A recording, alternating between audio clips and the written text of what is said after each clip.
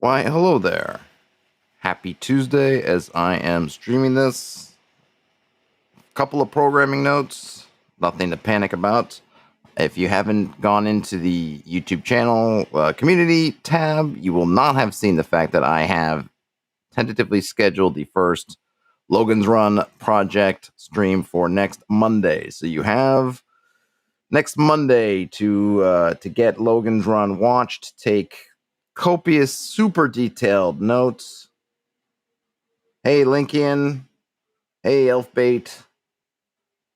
All right, sorry, Lincoln, you got to go for a meeting, but obviously, do what you got to do. What you got to do, and then the stream will be up later. It will be here when you get back. Elfbait morning. It's my afternoon, but whatever time of day or night it is, hope it's a good one. Slight change to my audio setup this morning to my what do they call it? My audio chain. So something like that. I don't know whatever they call it. If you notice any issues with my audio, let me know. Levels too hot, too low. Slight change in my setup. Hey, Bob Mosdell. So let me. Okay, Elfbait says I found sound fine. Great. Always nice to hear. So my game night is tomorrow. So I figured I would do a prep chat and just kind of general something or other. Happy to get into Logan's Run project business or any other business. But let me go ahead and share my my messy mind map on Miro. Let me pull it up. I don't think I have anything else going on.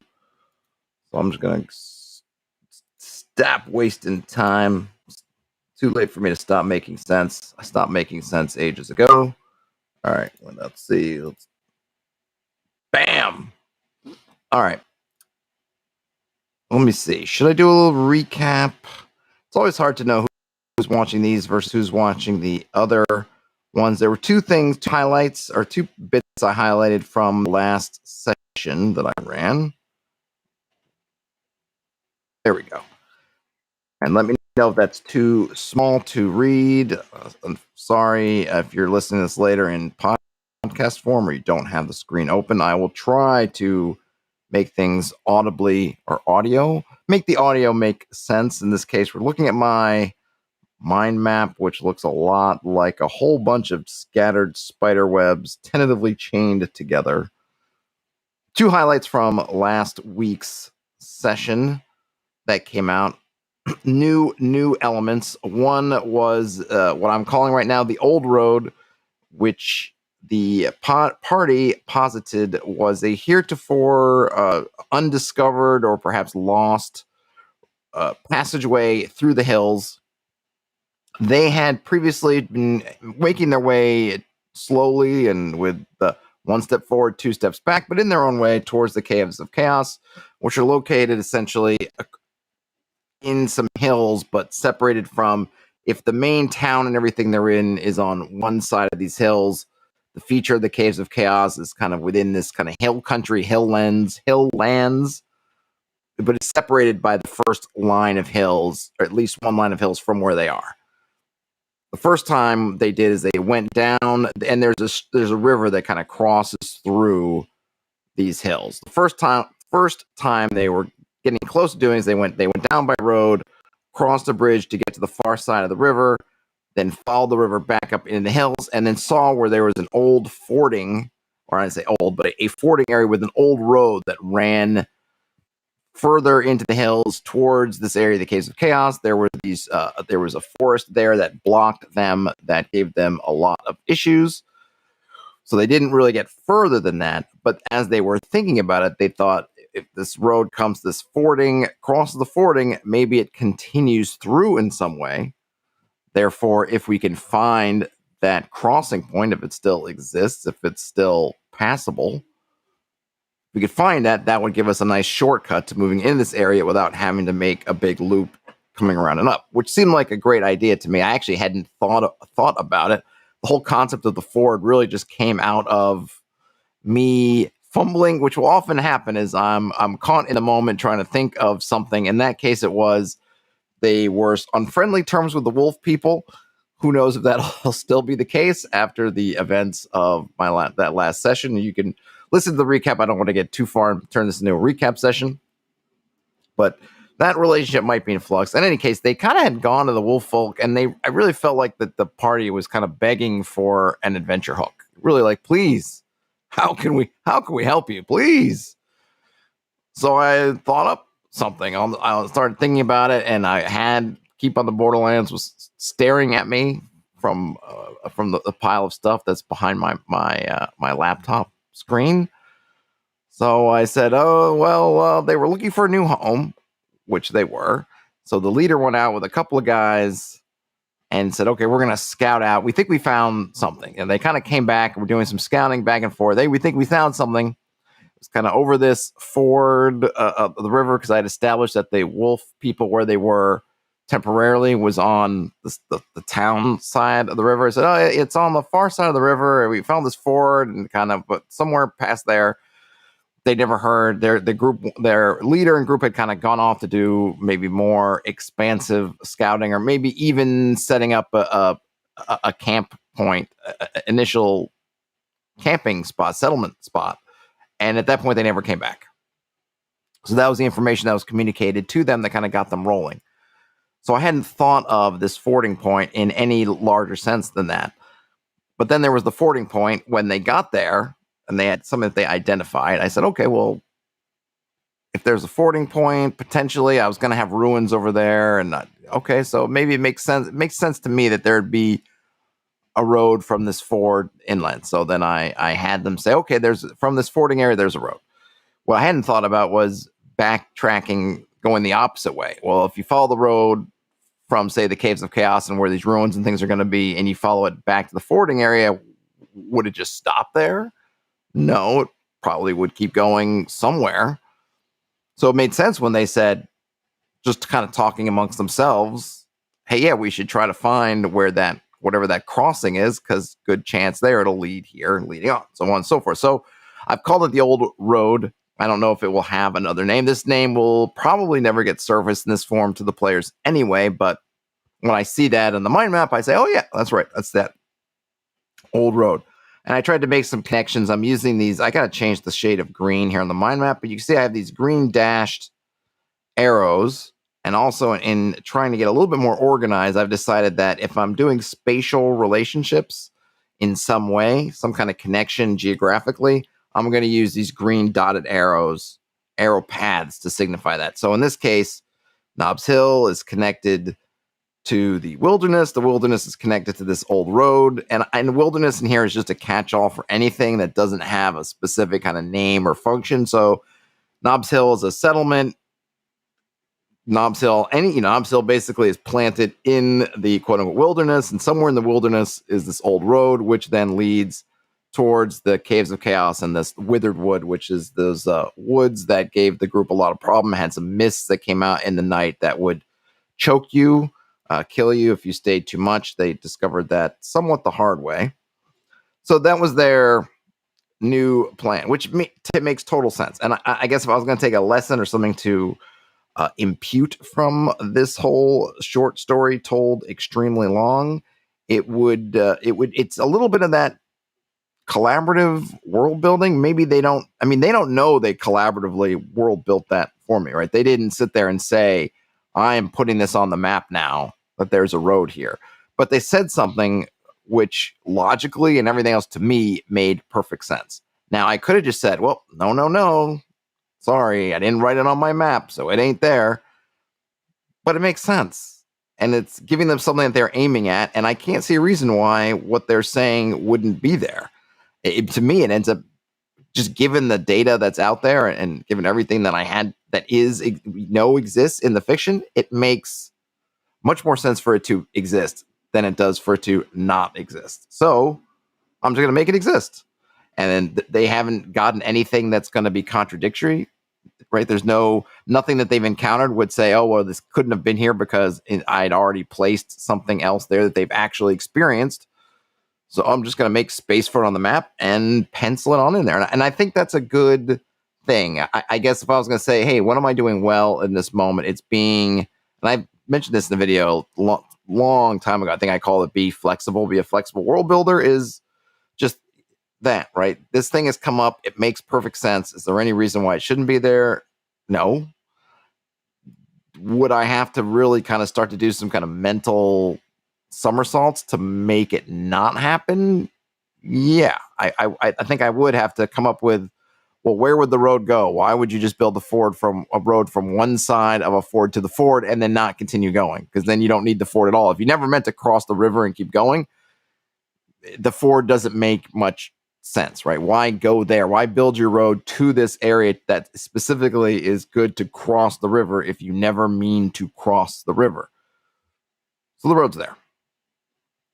But I don't know what to do with it quite yet. And I haven't figured out, which is probably what you guys can help me with, is I think there's going to be some reason maybe why this road is no longer used.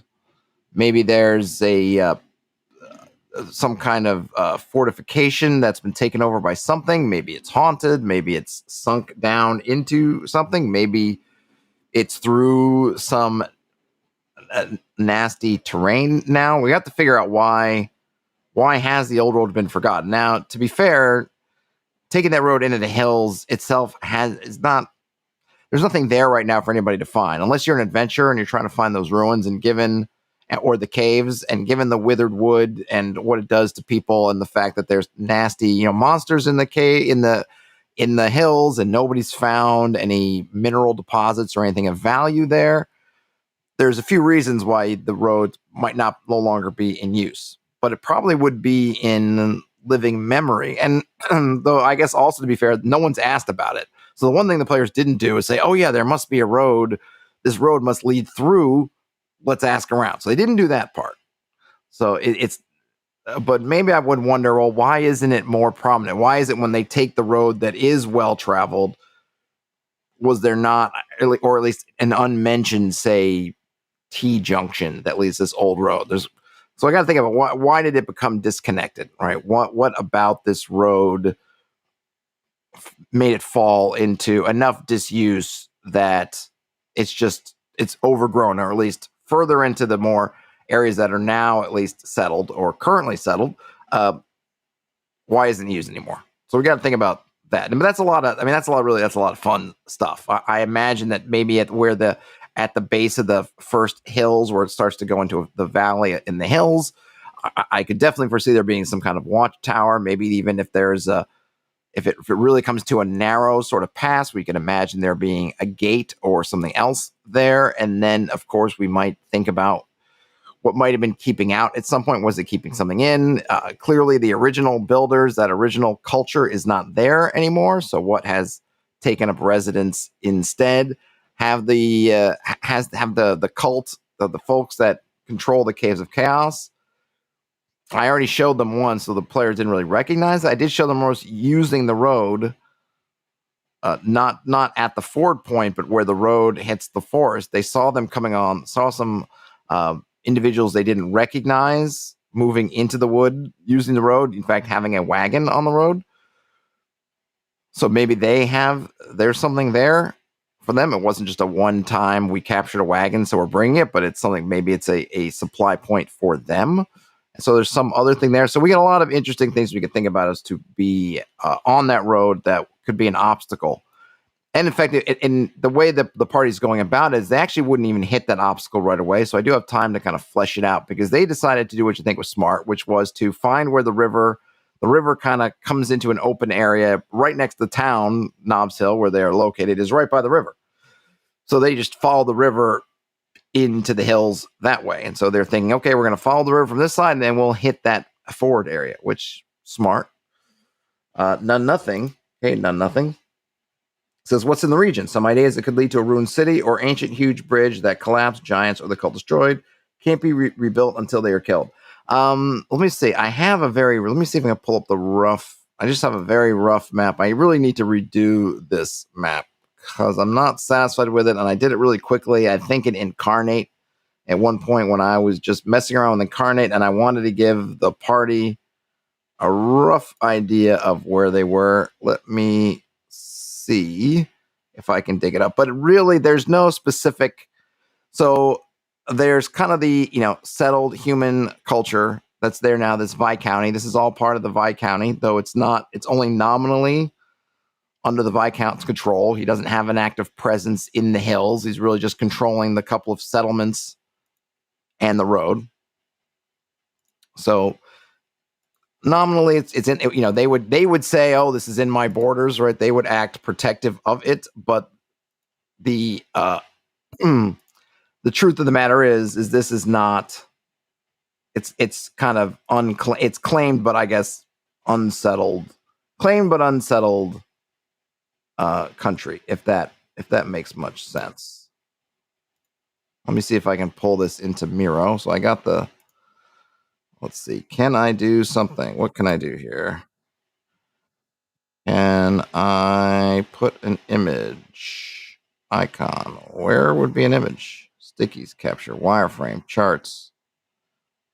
Hold on a minute. Maybe I can drag and drop an image. All right, we're gonna be this is gonna be an impromptu testing of the features of Miro. But there's nothing else established. So I could have all kinds of stuff. So the only thing established besides the folk of the Viscounty are the wolf folk, who are newer people to the settlement. To this area. As far as what's been established, just existing in the hills. Okay, let's see. Can I add this in here? All right. Ooh, I'm gonna get this in here. I'm gonna have to move it around. All right, let me just hold on. Let me zoom out here. Lovely, Miro. You're doing good work here. Okay. Can I zoom in now? So here are kind of their known places. So this is really not accurate. So one of the things I need to redo is because the river is not quite accurate. This was never meant to be. They were never meant to take this seriously in terms of distances or things. It's just generally. So really, Nobbs Hill is really over here, kind of. And so what happens is, and hopefully you can see my cursor, so you can kind of see it. So the reality is that I was just kind of trying to give them a general sense, but the reality is the Nobbs Hill is much closer to the river than this map. And again, this map was just to give them some kind of basic ideas of spaces. It's not meant to be take out your measuring sticks and measure it. It's meant to be more representative than for distances. In any case, Quarry Bridge is here. So what they did last time is they went around, down through here, up the river. The ford is somewhere in here. And these hills also, you can kind of see it, but it was kind of hard because I wanted to make sure you could. They kind of came up through here, and somewhere in this mix was the ford, and then somewhere in here is the Caves of Chaos. And so we have posited, or they've posited, that there's the ford, and then somewhere in here is another road that snakes around like that. Now, as far as what's in here, in this whole area, unknown, right? They found Bogwig somewhere in here, somewhere when they were traveling this area. They found Bogwig. This is a player-facing map again. It's not meant to be precise in any manner, and they know that. It's just to give. They know also, right? So it's just so they can get a rough idea of where they are in relation to other things. And in this area is sort of farmland and whatnot. The wolf folk were in here, and then they kind of came out into here. That's basically.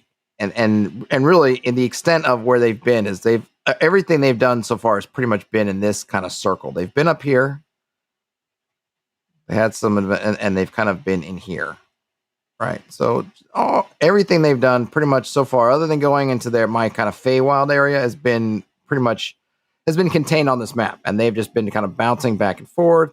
There's a dungeon that's kind of there's a quarry over here, and there's a dungeon in there they've been into. They've been up here. They've been down here. They went into the Feywild when they came in here to visit. Actually, it's more like over here. They went to visit kind of a witch / wise woman type person, and they wandered in here and ended up in the Feywild. But when I mentioned before about all this basically comfortably sits inside a 6-mile hex. But the road is windy. It's even windier than I show here. So it takes them a while to get places, mostly because the road is not straight and flat as an arrow. And certainly when they start getting into the hills, maneuvering around the hills, it takes some time. But this fits pretty much in the 6 mile hex. Though, like, moving at kind of regular traveling speed from here to here, it took them a little bit over a day, I think, to make that trip. And this trip's about half a day as the as they walking, leading their horses, leading their wagon, kind of thing. But that's the basic layout. So, and going back to Nothing's question, what's in the region? Nothing's really established. They know that somebody's over here somewhere because they've heard them, they've seen them, and they know the wolf folk leader is here somewhere, right? So as far as the Caves of Chaos, they know something's there, but they don't know what that is. No one else has popped out of the woodwork to claim ownership of anything. So it's really open for grabs, basically.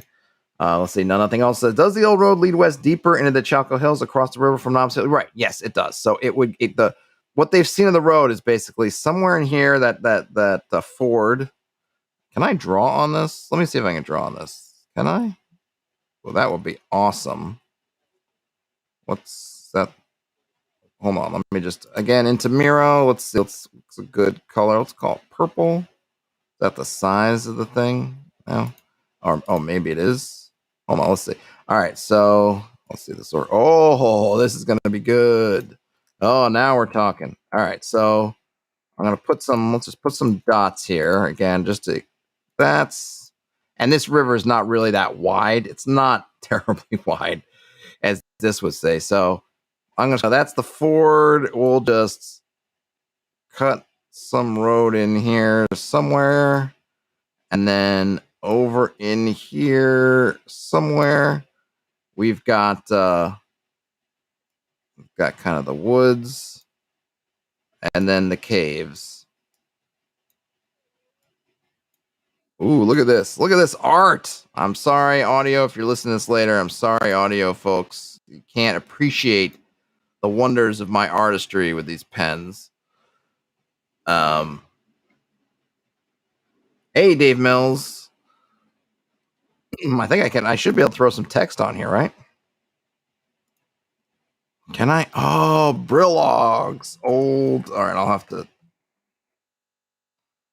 Hold on a minute. Bold that up. Change the color. Can we call it red? And can we change the background to black? Is that not too crazy? All right, yeah. Old road. Let's do that again. Word. Oh, and it's remembering what style I used. Miro, you're a. Oops, now it's moving the whole thing. There we go. Can I? No, it's still moving the whole thing. Stop moving the whole thing. Hold on, maybe I gotta do that.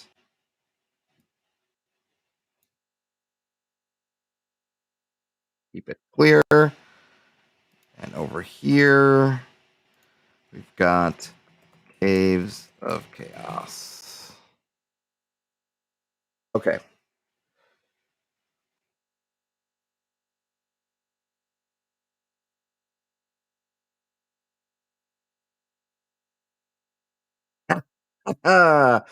Dave Mills, Knobs Hill like a teen makeout spot. I wish. No, I there is kind of a little bit of an interior joke with Gobbler's Knob from Groundhog's Day, which apparently is the real place where the groundhog pops out. And my friends and I used to always get a Gobbler's Knob as younger boys / men.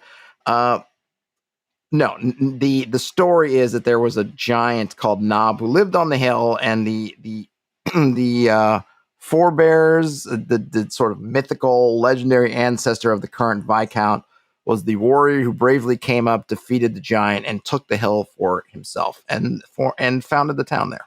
And the giant's name was Knob. Nothing says. Seems like the old road needs to lead to a regionally important site. Well, so there were ruins. So here, let me add some more things. There could be something else there. Absolutely. So the withered wood is this spot, and that if you recall the shrine that the players the venerated shrine that the players decided that they were gonna. Oh, I gotta figure out how to do that.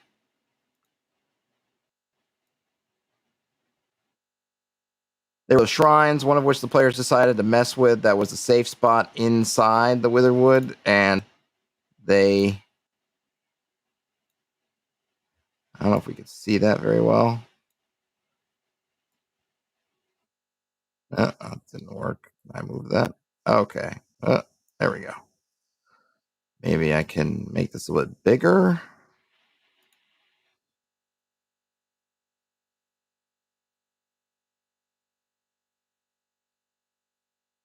That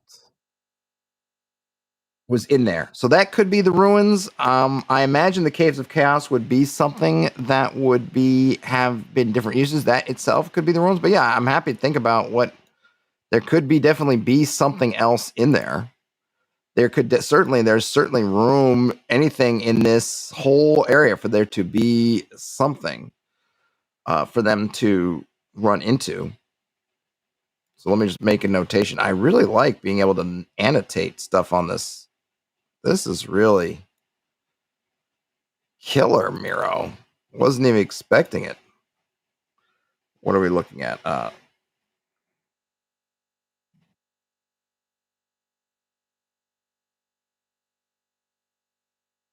Miro is doing the job here. Hats off to Miro. I just wish I didn't have to pay to get more than 3 boards, but I understand, Miro. Whoops, I understand, Miro. Just me having no budget at the moment. All right. And I will, if I can, I'll try to get a good screenshot of this to save post video. So you can see this wonderfully annotated map. So there could definitely be an important site in there. So what the party is doing, so just to clarify what they're doing, is and again, for those who may have joined after I started this whole thing, this map is not the scale. It is not true to the real geography. In reality, Nobbs Hill, the river runs is very close to where Nobbs Hill is. This was just to give the party is a player-facing map, just to give the party an overall sense of the relationships. It's not the scale, it's not the distance. It's just here's about where things lie. So the reality is that this river is not as wide as whatever you might think it is here. Like given the size of the tree, it's not that wide. A lot of places, it's not super narrow. It is a river. It's not a brook or a stream, but it's not the Hudson or it's not the Mississippi. It's not that huge. Nobbs Hill actually sits very close to the river. So what they decided to do was to find this ford point, knowing pretty sure that it was between Nobbs Hill and Quarry Bridge, that they decided, okay, we're going to come down here and then we're going to work our way down, find the ford from this side of the river, and then potentially follow the road. I'm not sure what their game plan will be once they actually hit it. It's kind of an open question. I'm not sure whether they're going to try right now to then follow it back to where they think it will come out of these hills, potentially close to the main road, or whether they'll just beeline back to get to the Caves of Chaos. Open question. I'm not sure. Like I said, last time they came around this way, went across the bridge, went down by the bridge, followed the river all the way up to it. Now they're trying to go down. Smart play. The ford is an important spot, and the one thing is the ford, as far as at least the immediate area, there's nothing there. I'm not sure if it will be a spot that would be defended. I can always put some kind of ruined tower or something, maybe overlooking the ford over here somewhere. Nothing says tie this location into the legend of Nob like the site of an original village that Nob destroyed. It prompted the Count's ancestors to come and kill him. That's very possible.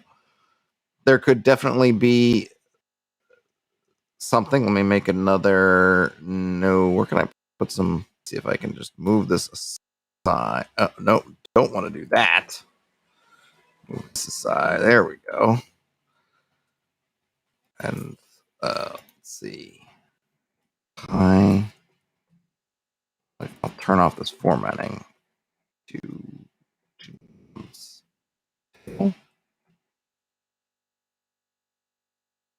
you just change this formatting because without the image behind it, it's super obnoxious. Don't need to bold. We're not savages. Don't need to bold everything. But I will. Oh, look at that. See? I am digging this. Can I curve it though? I can. Oh, beautiful. Look at that. Oh, this is unbelievable. And then nothing adds. And then Corey Bridge was built to close so close to a ford because for the time the ford was unusable. Yeah, I hadn't established how old Corey Bridge is, so it very much could have been built for exactly that purpose. Yep. There is a mill. Part of this here is because I wanted to differentiate the two towns, but you can't quite see it. But this is kind of there's this has more of a military presence. Mostly, originally I envisioned it more for issues coming from this area, protecting the river across the bridge, which also makes sense that I didn't even, gosh, these things always come up right when I'm thinking about it. So this more of a military town there protecting the bridge across the river from incursions coming from what are we calling that? The southeast. But then you think about it, in a way, it makes perfect sense that if there is something that's taking up residence in the Caves of Chaos, if they start to utilize the ford, they basically get to end around Corey Bridge. Maybe, in fact, Corey Bridge, they didn't know that it was built later after the existence of this ford was lost.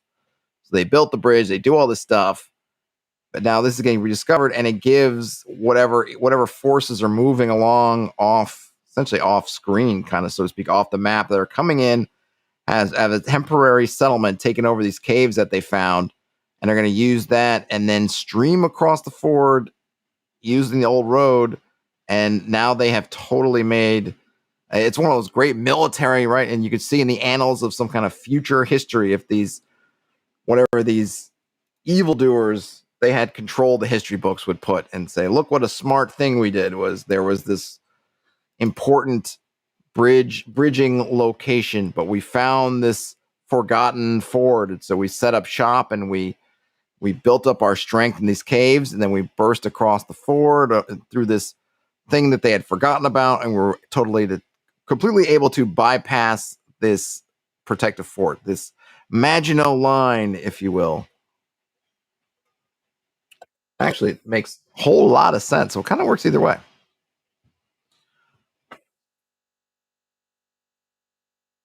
Kind of works either way, which I like. I always like building up these connections.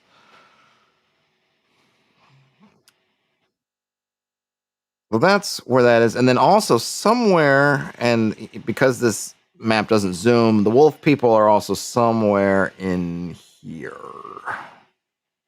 I don't know if they'll tie in directly.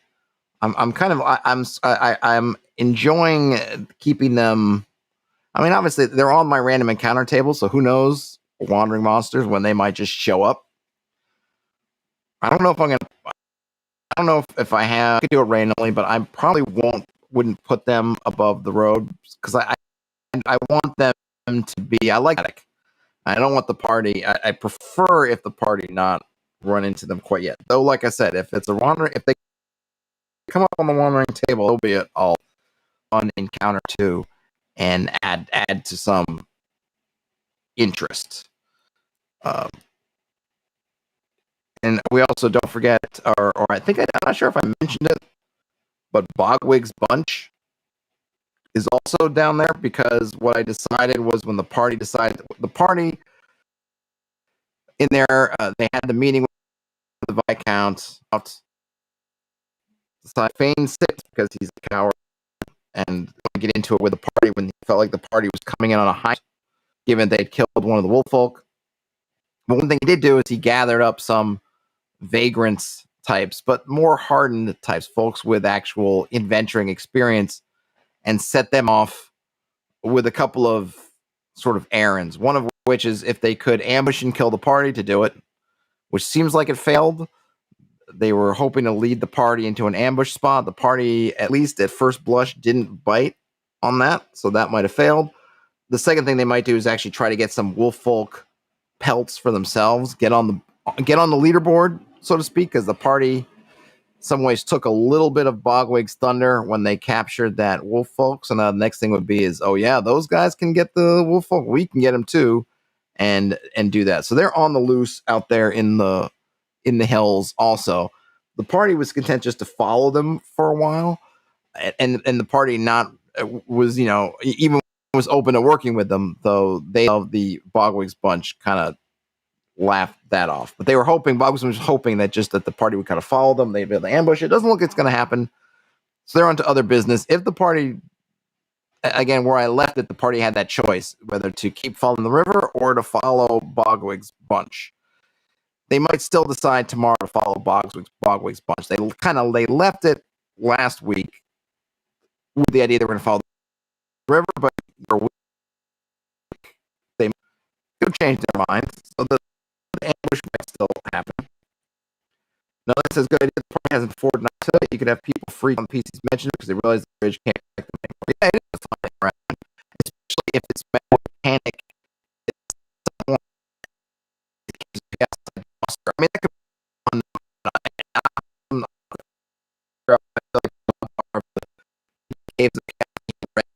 but what one of them do is, unlike in B2, where everybody asks for the party just to interact with them, in this case, what if, I don't know, if on a roll of 95 to 100 or something at the beginning of a session, they're ready to march. And so they start marching across, the parties come this way and they meet, and there's all kinds of fun stuff with scouts and everything else. And then the party can try to run back along here, and who knows whatever's on there.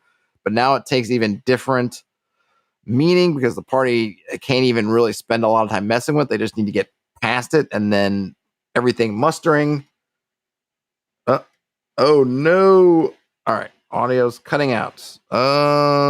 Is it still cutting out? Never mind, it's back to normal. Okay, thanks for letting me know. I was just saying, what I was saying in case it was getting cut out, is in B2, the monsters are basically waiting at the caves in kind of a holding pattern, or just whatever you want to call it. But in my case, I could have some kind of die roll, because I like to check world regional events, and I can add one to here that's just essentially they're ready to roll. So the monsters start to make their way, or whatever these evil forces are, start to make their way this way. They could meet up with the party somewhere around here, and then who knows, all kinds of fun stuff could happen. And certainly if the party decides to race back to town to ring the warning bells, yeah, there's going to be a lot of fun interactions. It would change the whole culture, the whole setup of everything. But I'm fine with it. I'm all for blowing things up, especially if it is bound to create a better, or what I feel like a more interesting situation. So all kinds of great stuff can happen. Biggest question for me is, what do they do when they get down to the fort? And I might, I'll roll some wandering counter checks, see what they kind of pop in. But at this point, if they stay on their course, they'll just eventually get there. They're following the river. There's not too much. I talked about how I let them know that they can't, because this side is much more rocky with more cliff faces and sheer faces than this side, that they might have to veer away from the river at times, but mostly they're going to have the river in sight. So there's not going to be much in terms of them getting lost. It's going to be if they encounter stuff. If they do have to veer off for more than a little distance, then I can start rolling to see if they do get turned around. But I'm thinking most of the interestingness is going to happen when they get to that fort and kind of what's there, and then what do they do with it? When they get to the fort? Which way do they go? They do know that following it towards the Caves of Chaos, though again they don't know that's the name yet, is their ultimate goal. But it would be smart if they decided to track the road back to the settled lands, because that gives them easier access. They're on foot right now. If they find that road and it's still usable, which it mostly will be, they'll be able to get their horses on there. They'll be able to really load up with their wagon and get all supplied, get the rest of their hench folk their hirelings that they left behind because they wanted to be fast and light and healthy. So there's a whole bunch of stuff they can do if they decide to do it. But I really like these ideas. I definitely like these ideas of what they can find, or rather, what kind of things would be here. Maybe some kind of important site. The shrines were definitely an important site of some kind. I have no problem thinking that there's some culture that existed, maybe including the original Knobs Hill before the giant got there. Maybe the Caves of Chaos was some important in some other way. Because I don't envision whoever's there now, the actual Chaos folk, having dug out most of the stuff. I think it's something that they found. So that could be one part of it. Clearly, the shrines were an element. And there should probably be something here. A village, or probably not a huge city, just because then I feel like maybe the traces would be more well known. Keeping in mind that the distances aren't right. So the distance of this is probably not the same as the distance from Knobs Hill to Quarry Bridge is longer, I think, in reality than this is, even though the map, you got to keep in mind that the map is not to any kind of scale. It's just representative.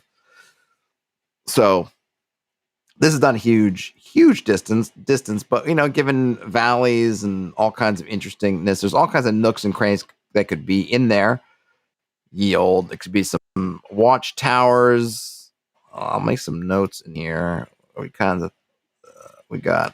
see. We could have watchtowers, villages, ruins, villages or towns, or just other, what we call those, other settlements. I was gonna come up with something else, like what's the word I'm looking for? But anyway, other settlements, that works fine. That's what I wanted to do. We could have probably the shrines tie into some kind of religious center, but there could be more.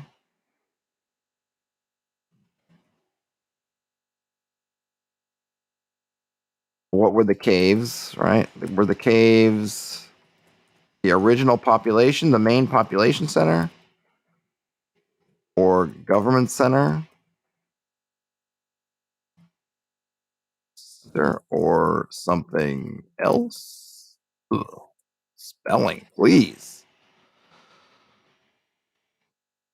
All right. So there's a lot happening.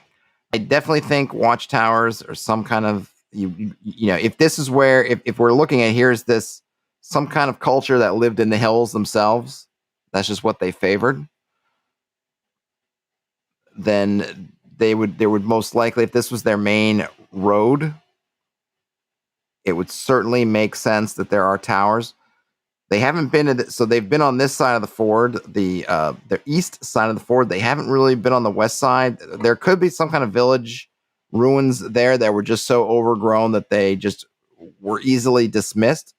Because we think about where people tend to put settlements, near rivers is usually a good one. So it probably makes sense that if there's at least would be something there, in addition to probably some kind of at least defensive element, though it could be ruined to a degree that there's not huge walls standing. You could just see an echo, just the foundations, but only then maybe you have to look at it from above. Maybe you have to be that you're going to get, once they come up to some high ground in the hills, they look back, they might see where you can see the foundations, because it's somewhat like the archaeologists do now, where they'll use aerial photography and different methods, because then you can see some outlines that just aren't even clear because they're just totally covered up by earth and other things on the ground. I would definitely imagine that wherever they would consider their borders, if they're or even not just as defenses, that somewhere in these hills, at the edge of the hills, you would also see some kind of defensive fortifications, towers, some way of looking out at things. And I would expect the same on this side, and potentially here too. Though I didn't establish any, so they had to have been up in the hills, because remember, the party kept to the river, so there was nothing at the actual river.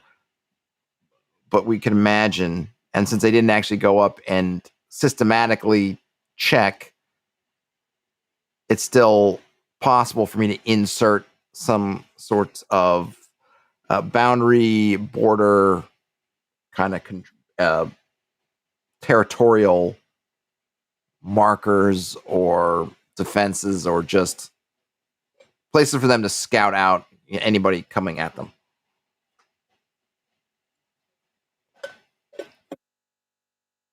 But it's I think overall it's looking good.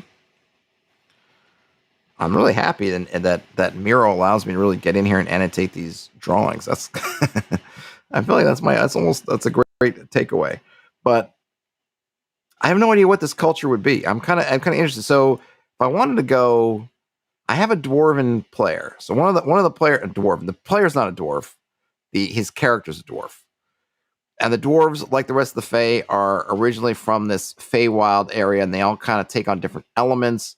Whereas the Fae, I have the concept drawing from the sort of stereotypical elves of being more at one with things that grow and things that flower. The dwarves are sort of those same, if you imagine those kind of original spirits, but more tied to things of the element of earth. So minerals and rocks and gems and metals and all those things. Maybe because very little's been established, other than that, the few things, the shrines, were not giant sized. They're more or less medium humanoid size. But that doesn't really leave out that it could be of dwarven make. And maybe if it's old, and most of the time the Fae stay in the Feywild, but they will make incursions, and some of them have settled permanently or quasi-permanently in what we would call, in the classic D&D sense, the prime material plane. This could be a dwarven, old dwarven settlement here, which would explain why they stuck to the hills, which is kind of they're not interested in the forests or the plains. They're interested in the hills. They might have been the first folk, because Nobbs Hill was a mining town. The mines went dry. They had a quarry up here and all that, and then all kind of went dry. But potentially there were rich, and could still potentially be, some rich minerals down here, potentially even in the Caves of Chaos. Something I can use to flavor the caves is maybe there's still some working veins in there. Maybe even, this is such good information. Maybe even they are mining some of these minerals. Actually, you know what? I should. Let me make the thing first. And boy, wouldn't they be heroes? Wouldn't they be heroes if they could open up new mines for Nobbs Hill and the Viscounty? I mean, that would be just the chef's kiss for them, of like perfection. Still usable mineral or metal, because that's exactly, they got a town full of folk who made their living through mining, and all the mines are closed. Boy, wouldn't that just be an amazement?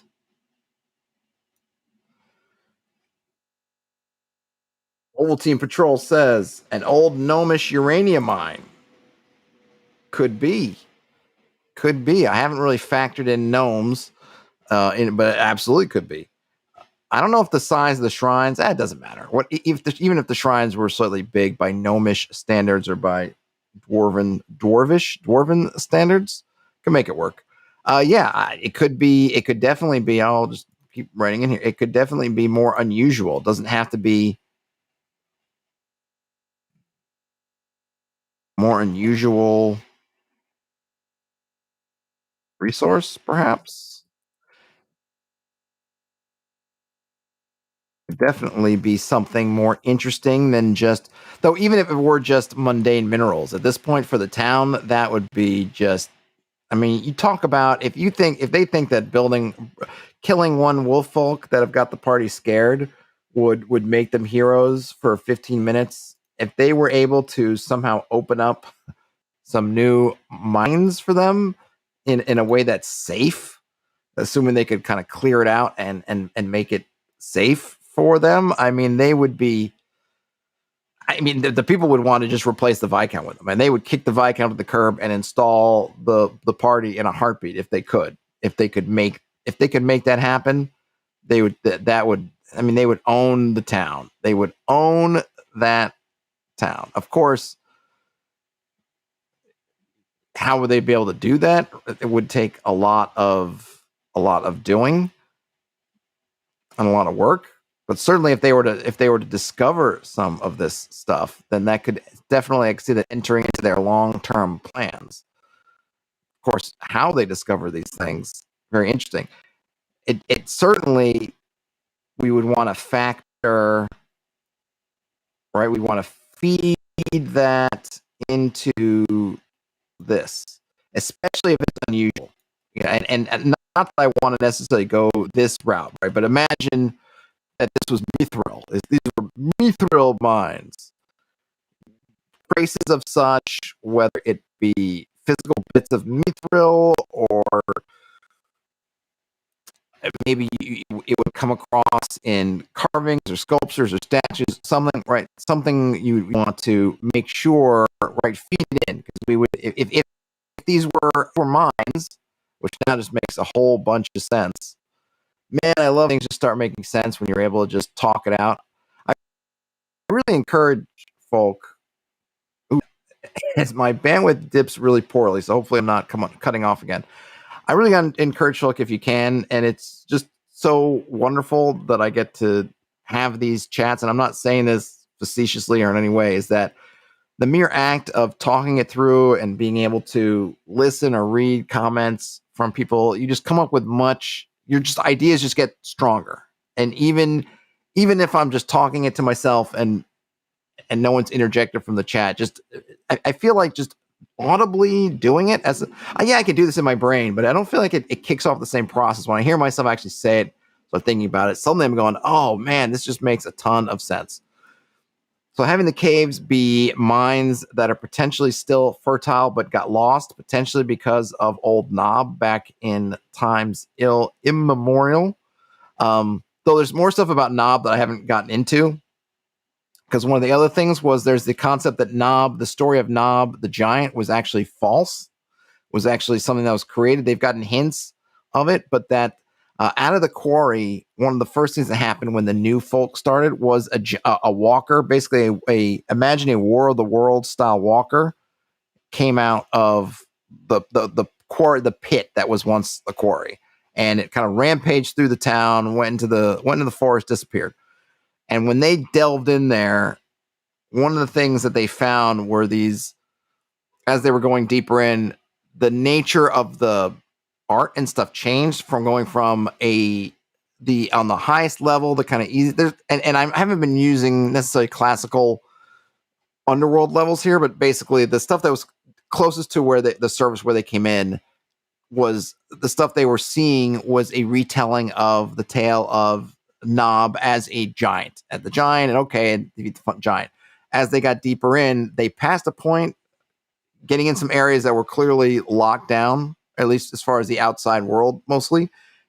And in those, they were starting to see reliefs and things that were showing a different story, which was an army, more of a big fight, not just one legendary figure, David and Goliath style with a giant, but a large gathering of fae, elves and men fighting what they interpreted, or what I was trying, as they was trying to put interpretation, was one of those walkers, but as interpreting, it looked like sort of a cycloptic turtle on long spindly legs, was how I looked at it. And I had this idea that the story of Nob was just that, a story to cover for some of that much more significance that happened, but that they didn't want that, the world's not ready for that story, or we can't share that story with people, but we can share with them something that they're much more understandable, which was the giant. So in some senses, the giant, whether one existed or not, who's to say, but that idea, that story of the giant and the town's founding was a cover for this much more significant multi-planar event. The Fae coming in from the Feywild, men coming in, from around, fighting this monstrosity and locking it, sealing the actual walker down there. The walker broke loose. At some point, somebody came and unlocked the walker and ran off with it, which is that kind of Hierophant character has the walker. He's the one who's sort of, his goal is this idea of uniting all the planes and kind of making a big crunch to pull all the planes back together. But he grabbed the walker and ran. But there's that kind of deeper story. Dave Mills says the government's covering up. Isn't that always like it? The government's covering up. But even the government, the Viscount, and the kind of the way I have it figured right now is nobody knows the real story other than some of the Fey powers who are aware of it. All the people on the human side, they're all long dead. And the Viscount is so detached from his history outside of the legend of the giant, which is just useful to him for his own aggrandizement. He doesn't know, doesn't care. So nobody really knows this stuff. The party now knows some slivers because they've seen it, but I don't know if they understand the true significance of everything, but they have at least observed. And I think even they took some rubbings of things. So they have some actual evidence, at least in terms of the art, though I've left it up to kind of like, well, you can interpret this art in multiple ways, sort of thing, right? They haven't found any documents that say specifically this was a War of the World style walker kind of thing. But they've got some of the pieces, whether they put them into place or not. Just backing up, see, nothing says good idea, or back to the mines, a valuable mineral, but also radon, uranium, mining sickness. A problem that only gets noticed after people that kicked the count and kicked out the count, and the PCs are in charge. Yeah, I mean, the PCs getting in charge would be a way down the line, because I just imagine that they would have to do a whole lot to get into it. Though if we want to keep it to, I remember I have that concept of the Ill-Earth stone, right? And the stuff is radiating with chaos. That really could be part of the thing here, right? What makes the mineral interesting is, is this interaction with the Ill-Earth stone. And maybe that's what caused the sickness that caused the dwarves, this community, caused the collapse originally. Makes the resource special, but ultimately, kills the miners and led to downfall of original.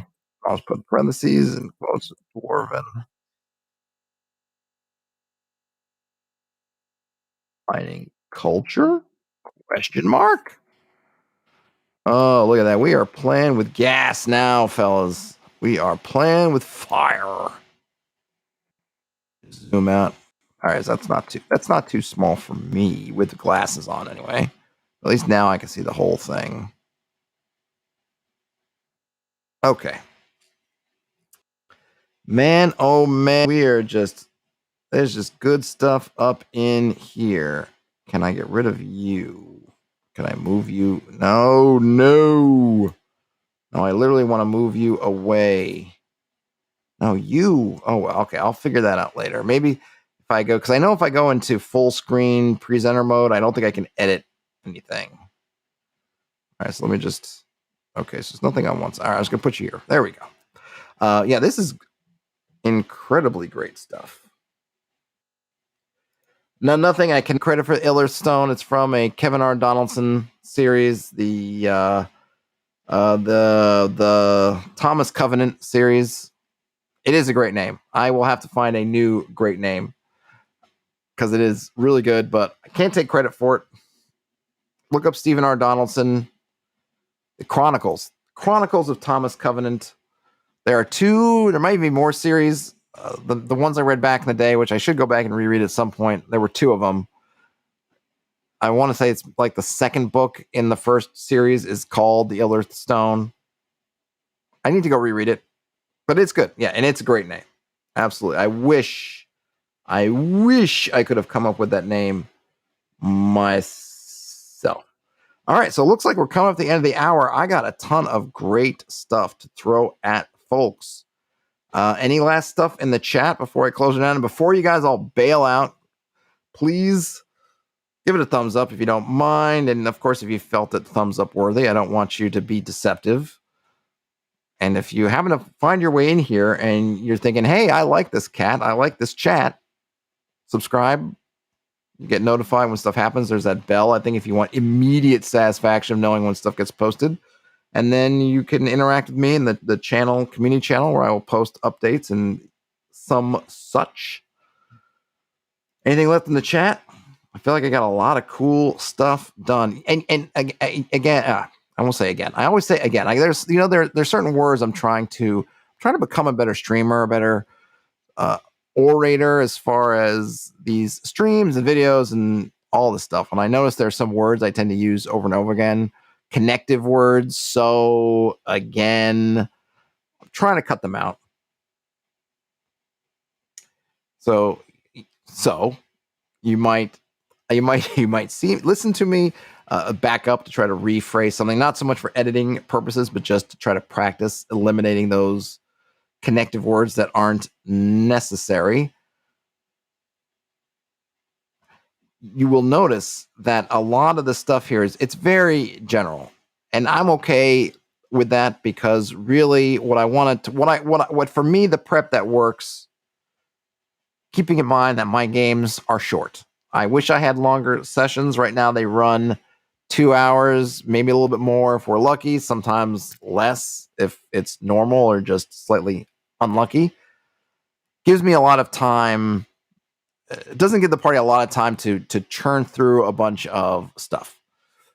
We usually are concentrating on something, right? And we try to make good progress down whatever we're doing, but 2 hours, we're not burning through a ton of content, even if they're speeding along. So these notes for me, what they do is they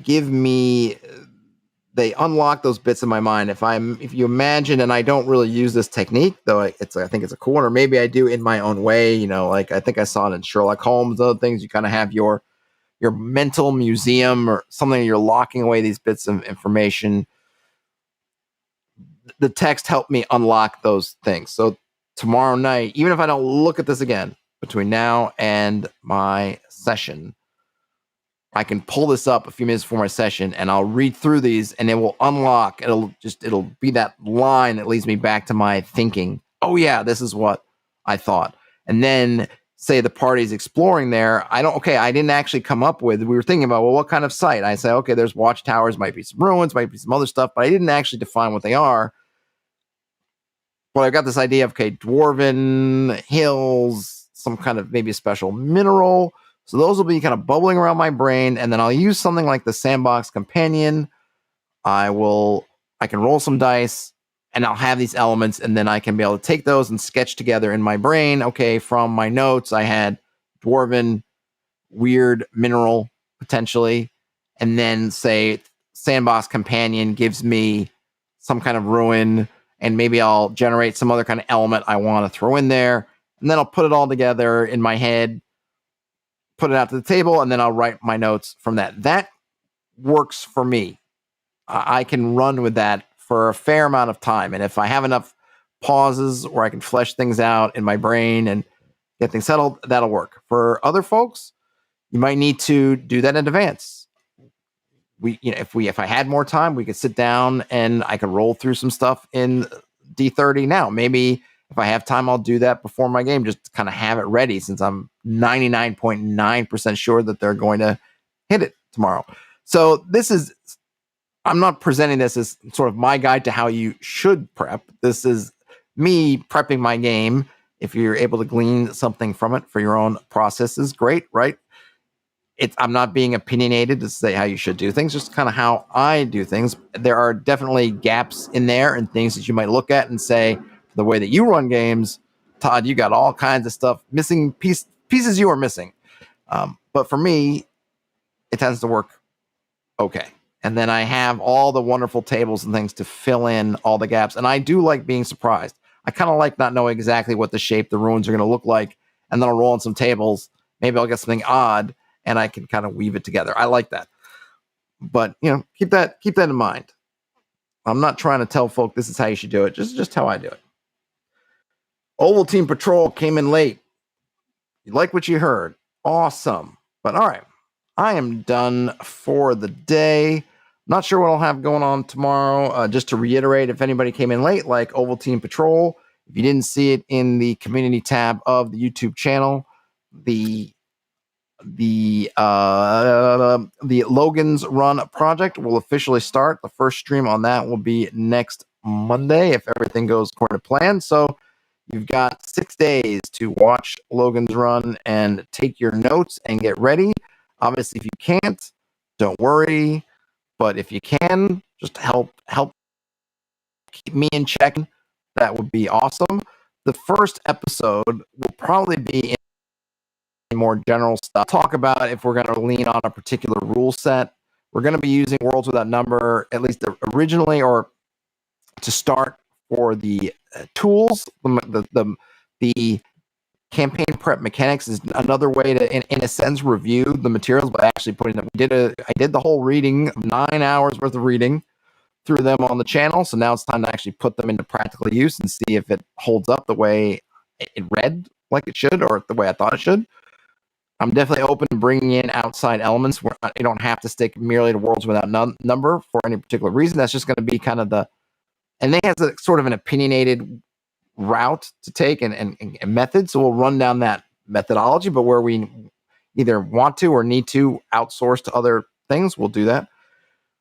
But I imagine the first episode will be a lot of dealing with the scope, what kind of stuff we're going to build, what stuff we might leave for later, what if we're going to system we're going to use. I will probably my idea would be just go with BX or vanilla old school essentials, essentially the same thing, just what I'm more comfortable with. But I'm also happy to leave that open or discuss it if other folks have other things they would like. So it'll be, general intro, kind of what are we going to do? What are the basic tools we're going to use? And then maybe we'll get into it a little bit. Maybe we won't.